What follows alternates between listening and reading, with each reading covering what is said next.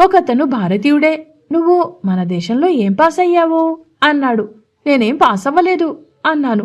మరైతే ఇంత ఇంగ్లీష్ ఎలా వచ్చింది అన్నాడు. ఇక్కడ ప్రైవేట్ మాస్టర్ని పెట్టుకుని చెప్పించుకున్నాను. చాలా బాగా చెప్పారు అన్నాను. ఓ అలాగా, చాలా ఆశ్చర్యంగా ఉందే అంటూ వెటకారంగా నవ్వుతూ చక్కా పోయాడు. ఈ విధంగా విశ్వవిద్యాలయంలో నా విద్యాభ్యాసం ప్రారంభమైంది. ఆ రోజు మధ్యాహ్నం కూడా 2 క్లాసులు జరిగాయి. నేను ఏ ప్రమాదం లేకుండా సాయంత్రం 4 గంటలకు ఇంటికొచ్చి టీ తీసుకుని రాజు బసకు వెళ్లాను. కాసేపు ఆ మాట ఈ మాట చెప్పుకొని ఉదయం క్లాసులో నే జరిపిన తమాషా కూడా వర్ణించి చెప్పాను. మరేం పర్వాలేదులే, బాగుంటుంది అన్నాడు. ఇంకే దేనికి నువ్వు కంగారు పడొద్దు, అంతా సవ్యంగా సాఫీగా జరిగిపోతుంది అని ఉత్సాహాన్నిచ్చాడు రాజు. అతడు కూడా టీ పుచ్చుకున్న తర్వాతను మేమిద్దరం బయటకొచ్చి కులాసాగా కబుర్లు చెప్పుకుంటూ ఇదివరకు మేం వెళ్లిన బ్యాక్వర్డ్ హిల్స్ మీదకి వెళ్ళాం. అప్పటికక్కడికి చాలా మంది వ్యాహ్యాలకి వచ్చారు. మన దేశస్తులు కొంతమంది కూడా కనపడ్డారు. మేమంతా కలిసి కాసేపు కబుర్లు చెప్పుకొని మళ్లీ చెడుగుడు ఆట ప్రారంభించాం. ఆట ప్రారంభించేసరికి ఆ చుట్టుపక్కనున్న యువకులు కూడా చాలా మంది మా ముందుకు చేరారు. మేం మంచి హుషారుగా ఆట సాగించాం. నేను మా ఊళ్ళో నాకున్న అనుభవాన్ని బట్టి, నా ఆటను బట్టి కిందటి మాటే నన్ను నాయకునిగా ఎన్నుకున్నారు. మేము ఆట ఆడుతుంటే ప్రేక్షకులు ఉత్సాహం ఎక్కువై వాళ్లల్లో ఈలలు, చప్పట్లు, హిప్ హాప్, హుర్రేలు మిన్నంటాయి. మా ఆట ముగించగానే ప్రేక్షకుల్లో నుంచి మా వయస్సు కుర్రవాళ్లు ఓ 10 మంది వచ్చి మమ్మల్ని కూడా చేర్చుకొని మాకీ ఆట నేర్పితే కాని వీలు లేదని బలవంత పెట్టారు. సరే రండని కొంతమందిని చేర్చుకొని ఈ ఆట పద్ధతేమిటో, దీని నియమాలేమిటో అన్నీ 10 నిమిషాలు వాళ్లకు బోధించి బరిలోకి దింపాం. ముందు మా వాళ్లు కూత ప్రారంభించారు. మమ్మల్ని పట్టుకోవడం ఎదుటి వాళ్లకు తెలియక కొంచెం తికమక పడ్డారు. తరువాత ఎలాగైతేనేం ఒకడిని పట్టుకుని బయటికి పంపించగలిగారు. అప్పుడు ఎదుటివాళ్లు కూతకు రావాల్సి వచ్చింది. ఓ స్కాచీ కుర్రవాడు ముందుకొచ్చాడు. వాడికి కూత ఎలా ప్రారంభించాలో తెలియక ముందు మా వైపు కురికి ఓఎస్ వెల్ అంటూ మొదలుపెట్టాడు. అది పనికిరాదని మేం పేచి పెట్టి వాడికి మళ్లీ బోధ ప్రారంభించాం. వాడికి ఎంతసేపు చెప్పినా హారిబుల్ చెప్పించలేకపోయాను. ఎంతసేపు చెప్పినా కొంతసేపు వెల్లని, కొంతసేపు డెల్లని, కొంతసేపు బెల్లని చెప్పేవాడు. పోనీ ఏమన్నా తర్వాతను మట్టుకు గుక్క తిప్పుకోకుండా డూడూడు అనమన్నాను. వాడు చచ్చిన ఆ అక్షరం మీద ఆపి గుక్క పట్టలేకపోయాడు. పోనీ ఓ పద్దు ఇంగ్లీష్లోని ఇష్టం వచ్చిన అక్షరం పలుకుతూ గుక్క పట్టమన్నాను. పోనీ ఏ అక్షరం లేకుండా ఊరికే ఆగకుండా అనమన్నా వాడికి చేత కాలేదు. ఇంక చాలు బాబు, నీకు చెప్పడం మాకు కాదు కదా, నన్ను సృష్టించిన బ్రహ్మతరం కూడా కాదు అన్నాను. దాని భావమేమిటో వాడికి అర్థం కాలేదు. అర్థమయ్యేటట్టు చెప్పడం కూడా నా ఉద్దేశం కాదు. అయినా వాళ్ళు ఆట నేర్చుకోవాలనే కుతూహలం ఎక్కువైంది వాళ్ళు. మీరెలాగైనా చెప్పి తీరాలని పట్టుబట్టి నన్ను బలవంతం చేయటం మూలాన నాకేదో చెప్పక తప్పింది కాదు. అందుకని బాబులు ఓ పని చేద్దాం, 2 చిన్న మాటలు ఇంగ్లీష్లోనే తొందరగా అంటుండడం నేర్చుకోండి. గుక్క పట్టక్కర్లేదు, మధ్యన ఊపిరి తీసుకోవచ్చు. మాట వరుసకు వెల్కమ్ అనో కమిన్ అనో తొందరపడి అనండి చూద్దాం అన్నాను. వాళ్ళు 4 మాటలు కలిపి వెల్కమ్ కమిన్ అని తొందరగా అనలేకపోయారు. ఈ పారం జరుగుతుండగా మన భారతీయులే ఉత్తర దేశస్థులు కొంతమంది వచ్చి వాళ్ళు ఇందులో చేరతామన్నారు.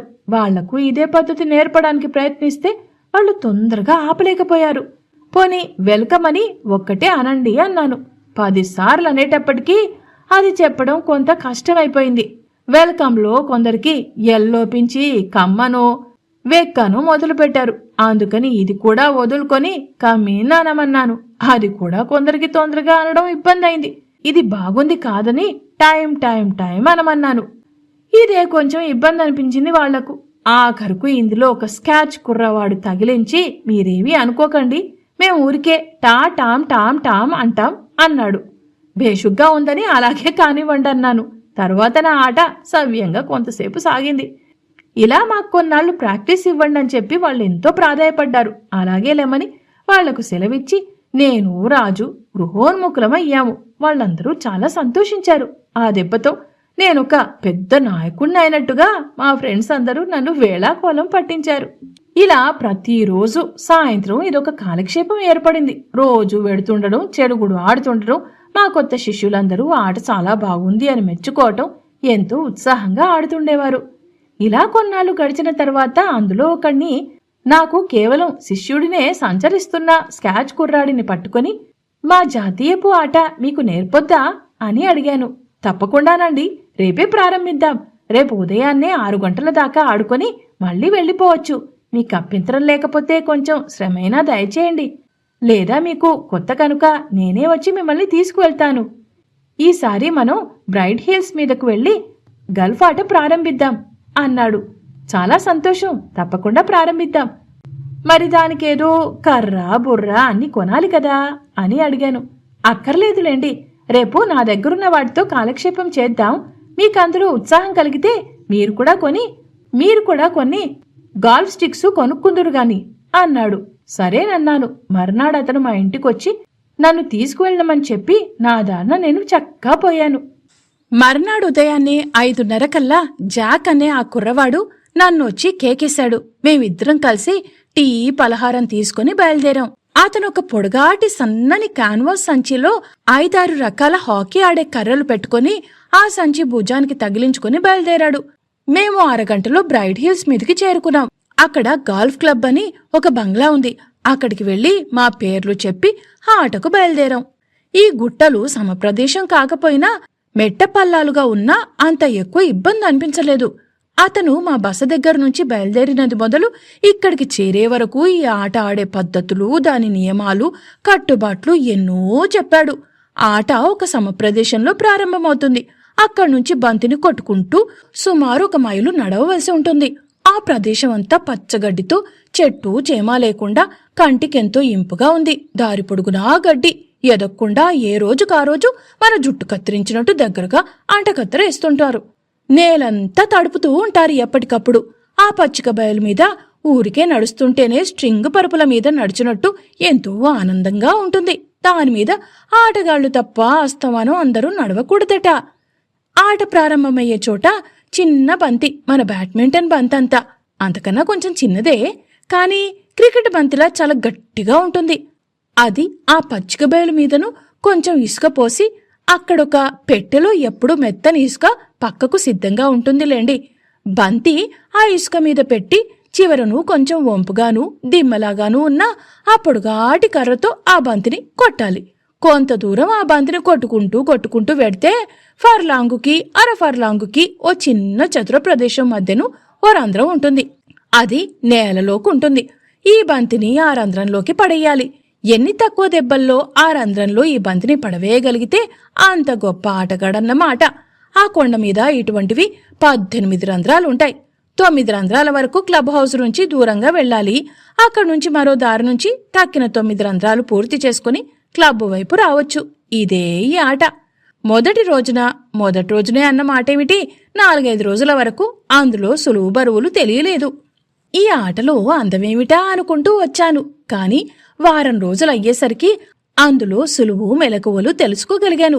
నాకెంతో ఉత్సాహం బయలుదేరింది. ఇది చాలా శాస్త్రీయమైనటువంటి ఆట.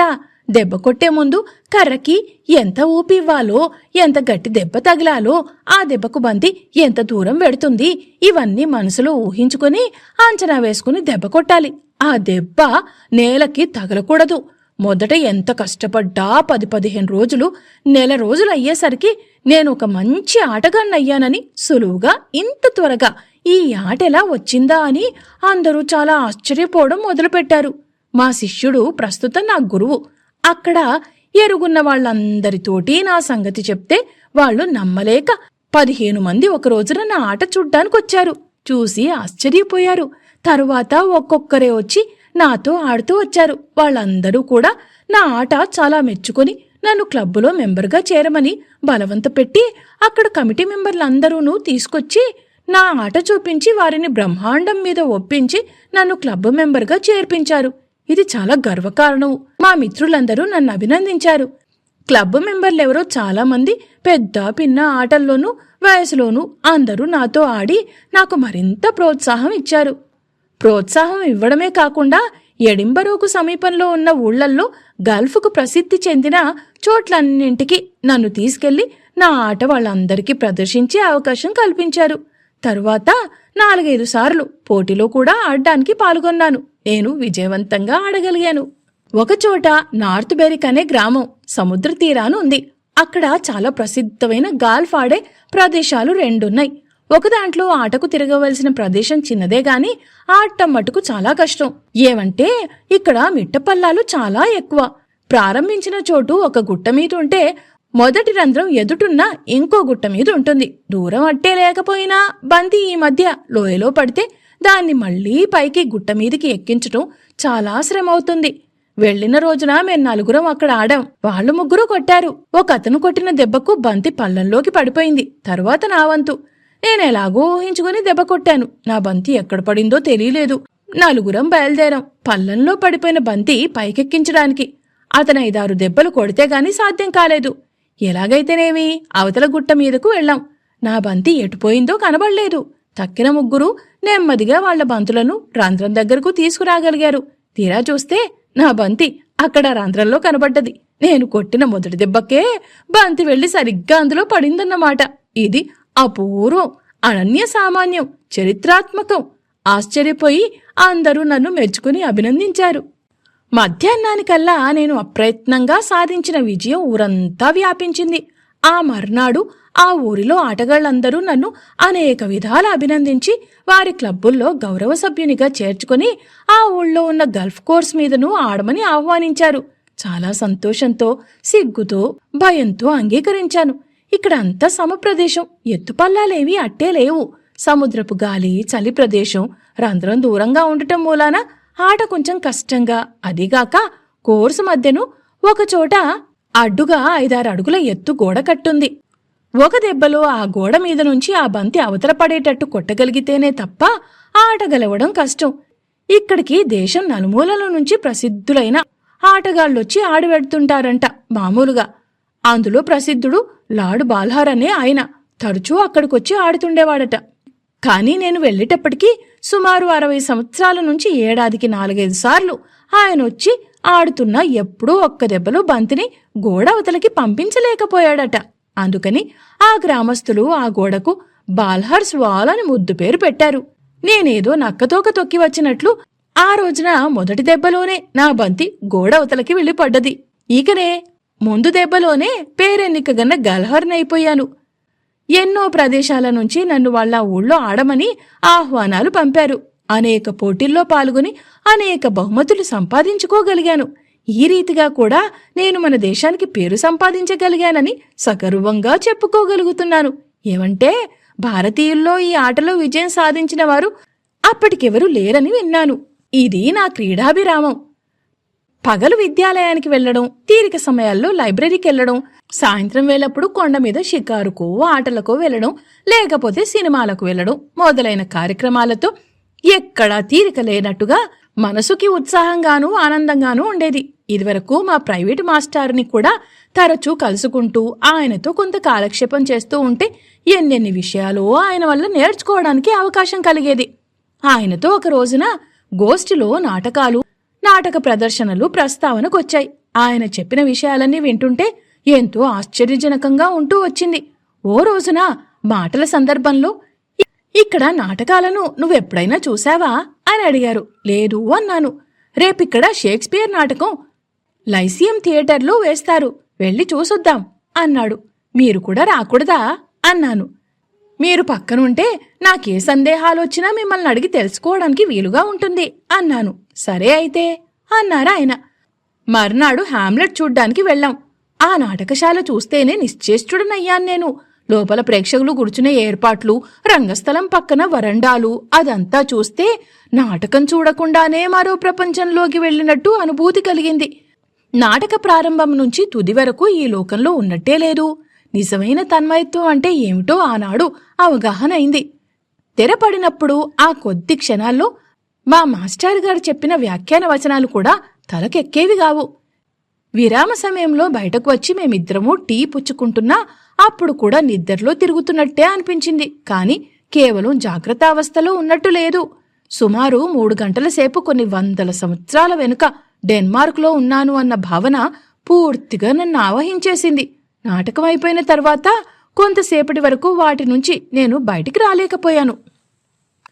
మా మాస్టర్ గారు నా తన్మయ స్థితిని చూసి ఆశ్చర్యపోయారు. మొదట కొంతసేపటి వరకు వాళ్ల ఉచ్చారణ నేను సరిగ్గా గ్రహించలేకపోయాను. త్వరలో అది తెలుసుకోగలిగాను. వాటి రంగాలంకరణ, నటీనటుల ఆహార్యం, వారి అలంకరణ, వేషధారణ, అపూర్వ నటనా కౌశలం చెప్పుకోవడానికి నాకు మాటలు చాలడం లేదు. నావలే నాటకాన్ని చూసి ఇటువంటి తన్మయం పొందిన వారిని ఇంతకుముందు ఎప్పుడూ నేను చూడలేదన్నారు మా మాస్టర్ గారు. నాకెంతో చాలా వింతగా ఉందండి. ఈ ప్రదర్శన అపూర్వమైన, అనూహ్యమైన అనుభూతి కలిగించిందండి. మా నాటకాలు మా దేశంలో కొన్ని చూసినా ఇటువంటి అనుభూతి ఎప్పుడూ కలగలేదు. కలగడానికి అవకాశం కూడా లేదండి. ఏమంటే మాకు రంగస్థలం అంటూ పెద్దగా ఏమీ లేవు. అదొక పరిశ్రమ కింద, వ్యాపారం కింద, కళ కింద తయారు చేయగలిగిన స్థితిలో మేం లేము కాబోలు అనుకోవలసి వస్తుంది. ఈ నాటకం చూసిన తరువాత ఇక్కడ ఈ నాటక పద్ధతుల గురించి తెలుసుకోవాలనుంది. సినిమాల మాటలా ఉన్నా ఈ నాటకాలు మరికొన్ని చూడాలి అన్నాను. తప్పకుండా చూడవలసిందే. వారానికొకసారి కొత్త నాటకం తప్పకుండా వస్తుంది. నీకింత ఉత్సాహం ఉన్నందువల్ల నువ్వెళ్ళి చూస్తుండటం మంచిదే. ఇంకొక చిన్న సలహా ఏమిటంటే, నా పద్ధతిని బట్టి చెప్తున్నాను సుమా, నాటకం చూసి నిజమైన ఆనందం పొందాలి అంటే నీ ఒక్కడివే వెళ్ళడం మంచిది. నేను సాధారణంగా ఎప్పుడు ఇంకొకరితోటి వెళ్ళను. నేనొక్కడే కూర్చొని చూస్తుంటే కలిగే ఆనందం వేరు. మరొకళ్ళు పక్కన కూర్చొని ఏవో కబుర్లు చెప్తుంటే నీ ఆనందానికి భంగం కలుగుతుంది. మరి నాటకం మీద దృష్టి ఉండదు. అందుచేత నువ్వొక్కడివే కూర్చొని అలవాటు చేసుకోవడం మంచిది అంటాను నేను. మీరు చెప్పింది నిజమేను. నాకును అదే ఉద్దేశం కలిగింది అన్నాను. సెలవు తీసుకుని నా దారిన నేను వచ్చేశాను. నేనింటికి వచ్చినా, భోజనం చేస్తున్నా నా మనసంతా ఆ నాటకానుభవంతోటే నిండిపోయింది. ఆ ఇంటావిడ ఏంటండి ఇంత పరధ్యానంగా ఉన్నారు అని 2-3 సార్లు హెచ్చరించినా తరువాత నేను నాటకానికి వెళ్లడం, అక్కడ పొందిన అనుభూతి ఆవిడతో చెప్పాను. ఆవిడ చాలా సంతోషించింది. ఇలా తరచూ నాటకాలు చూడ్డం అలవాటైపోయింది. దానివల్ల వాళ్ల సంభాషణ, ఉచ్చారణ నాకు బాగా వంటపట్టాయి. వాళ్ల వేషాధారణ, నటనా పద్ధతులు నన్ను ముగ్ధుల్ని చేసేశాయి. మా మాస్టర్ గారు చెప్పినట్టు నేనెప్పుడు వెళ్ళినా ఒక్కడినే వెళ్తూ ఉండేవాణ్ణి. సాంఘిక నాటకాలు, అందులో హాస్యరస ప్రధానమైన నాటకాలు నన్నెక్కువగా ఆకర్షించేవి. నేనెక్కువగా ఆనందించగలిగేవాణ్ణి. మన వాళ్ళెవ్వళ్ళూ ఏ ఒక్కరిద్దరో తప్ప నాటకాలకి రావడం నేను చూడలేదు. వాళ్లకా భాష అర్థమయ్యేది కాదట. ప్రహసనాల్లో ఆ హాస్యం వాళ్లకు తెలిసేది కాదట. నేను మట్టుకు చాలా ఆనందించేవాడిని. ఒకరోజున ఏదో ఒక కామెడీ చూడ్డానికి వెళ్లాను. ఒంటరిగా రాగానే నా పక్కన ఒక అమ్మాయి కూర్చుంది. ఆమె కూడా ఒంటరిగానే వచ్చినట్లుంది. రెండో వైపున ఒక భార్యాభర్తలు కొంచెం పెద్దవాళ్లు కూర్చున్నారు. నా పక్కనున్న అమ్మాయికి అవతల ఒక యువదంపతులు కూర్చున్నారు. ప్రహసనం బ్రహ్మాండంగా ఉంది. ఓ రంగాన్ని మించి మరొక రంగం. అందులో సంభాషణ చాతుర్యం. ఆ సంభాషణలు నటీనటులు చెప్పే రీతుల్లో స్ఫురించే విపరీతార్థం ప్రేక్షకులను చాలా ఆనంద తరంగంలో ఓలలాడిస్తున్నాయి.